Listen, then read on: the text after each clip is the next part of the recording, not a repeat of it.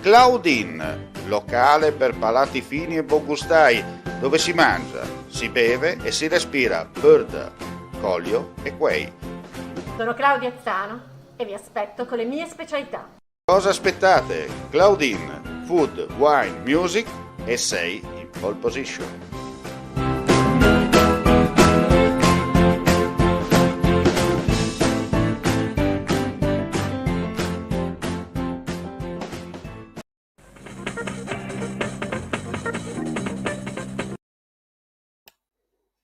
Cordiale il saluto gentili amici, ben ritrovati a questo appuntamento con il live su friulitv.net. Apriamo subito con la pagina dedicata alla cronaca. Parliamo di Trieste. I carabinieri della compagnia di via Ermet, al termine di indagini coordinata dal sostituto procuratore Lucia Baldovin, hanno eseguito un'ordinanza di custodia cautelare a carico di 3 giovani, poco più che ventenni, 2 di Trieste e 1 di Udine, pregiudicati, ritenuti autori di 3 rapine consumate nel capoluogo lo scorso mese di settembre. Le indagini sono state avviate dopo la prima rapina, il 5 settembre, nel giardino pubblico di via Giulia ai danni di 2 minorenni. Le vittime avevano fornito elementi utili all'identificazione dei principali autori del reato. Le ricerche effettuate sui social hanno permesso ai militari d'allarma di rintracciare il profilo anonimo dell'autore del reato e orientare le indagini. La seconda rapina è stata compiuta la notte successiva nelle vicinanze di Piazza della Borsa ai danni di uno studente universitario con modalità analoghe a quelle della sera prima. Un'ulteriore rapina è stata compiuta nella notte tra il 25 e il 26 settembre ai danni di 2 ragazzi poco più che ventenni, uno dei quali era stato anche picchiato dopo aver tentato di fuggire. I rapinatori di solito si servivano anche di 2 cani, un pitbull e un dogo argentino, tenuti al guinzaglio. I 3 indagati, individuati nelle rispettive città, sono stati chiusi nelle case circondariali di Udine e Trieste a disposizione dell'autorità giudiziaria. E ora cambiamo argomento, parliamo del Covid. In Friuli Venezia Giulia su 6.036 tamponi molecolari sono stati rilevati 248 nuovi contagi con una percentuale di positività del 4,11%. Nella giornata odierna si registra un decesso, una donna di 90 anni di Trieste morta nel proprio domicilio.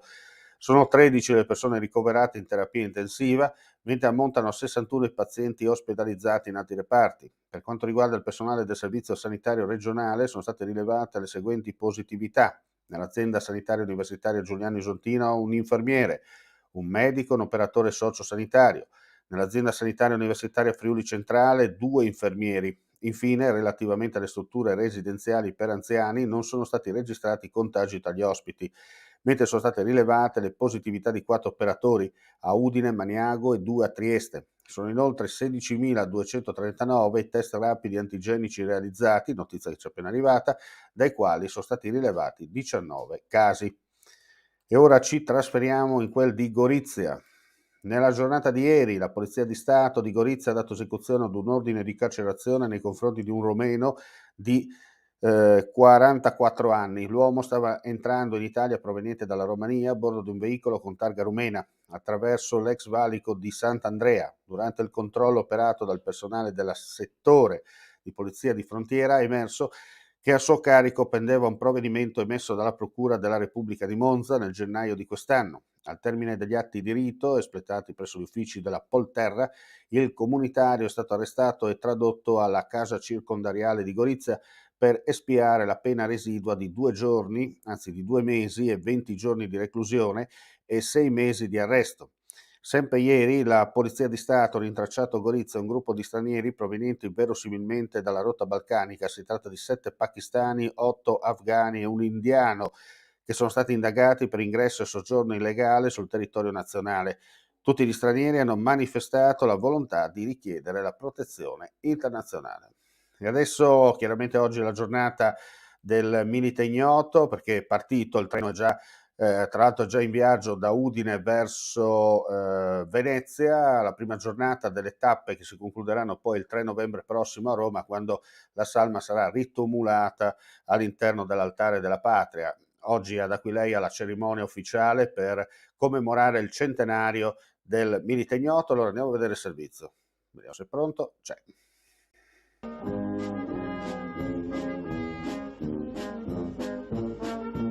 Governatore Fedriga, Oggi, come 100 anni fa, si celebra il Milite Ignoto. Quali sono i valori da portare avanti?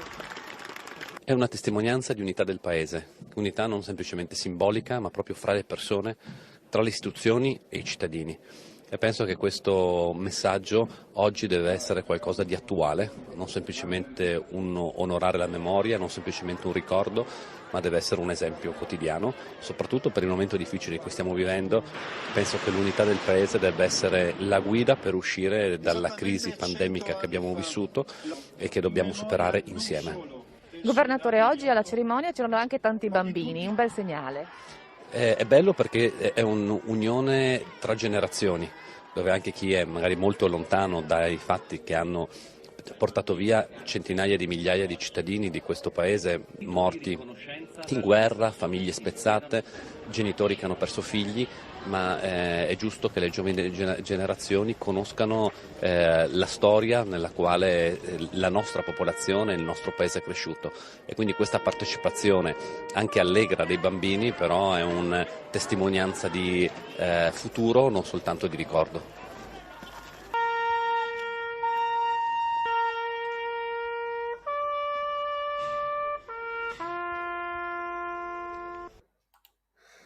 E con questa notizia chiudiamo qui questa edizione flash del pomeriggio. Appuntamento più tardi, chiaramente ulteriori aggiornamenti sul nostro sito friulitv.net. Grazie come sempre per la visione e l'ascolto, e non resta che augurare a tutti voi un buon proseguimento di giornata.